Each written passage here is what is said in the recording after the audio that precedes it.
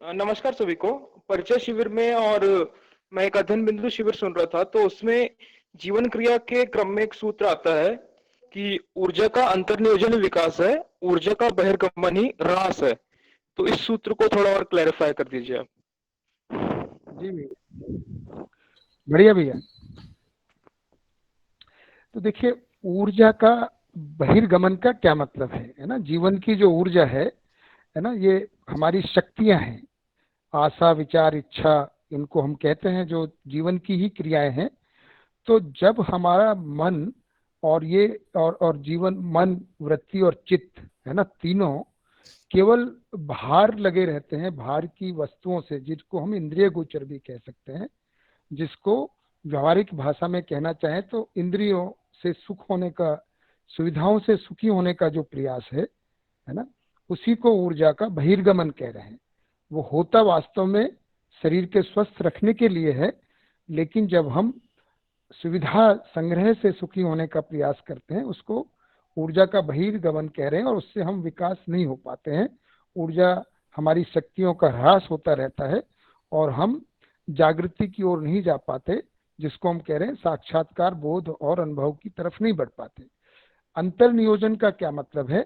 जब हम स्वयं में वास्तविकताओं को देखने का अभ्यास करते हैं, उसको ऊर्जा का अंतर्नियोजन कह रहे हैं। इसका मतलब ये नहीं है कि खाना पीना बंद करना है ना।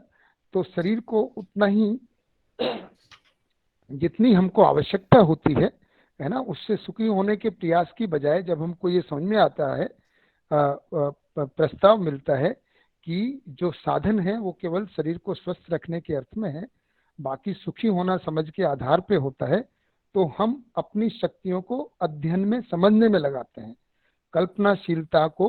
जैसे अब हमको, अगर हम केवल है ना मनोरंजन से सुखी होना चाहते हैं, टीवी देखकर, क्रिकेट देखकर, फिल्म देखकर, खाकर पीकर, मौज मस्ती कर कर, घूम कर, तो सारी ऊर्जा, सारी कल्पनाशीलता इसी में लगी रहेगी। अगर हमको जब समझ में आता है, थोड़ा प्रस्ताव मिलता है कि समझने से सुखी होंगे, तो हमको मन, वृत्ति, चित्त को पढ़ने में लगाना पड़ेगा। अभी आप जैसे पुस्तक को पढ़ना है, तो अब इसमें क्या, इसमें सुख की संभावना दिखाई देगी जब हम इसको पढ़ेंगे।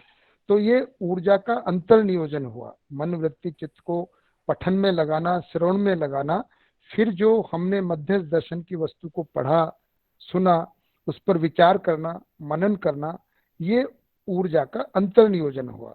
जितना जितना हम ऊर्जा का अंतर्नियोजन करते हैं, उतना उतना हम समझने की तरफ बढ़ते हैं, विकास की तरफ बढ़ते हैं। आशुतोष भैया, इतना मुझे इसमें लगता है।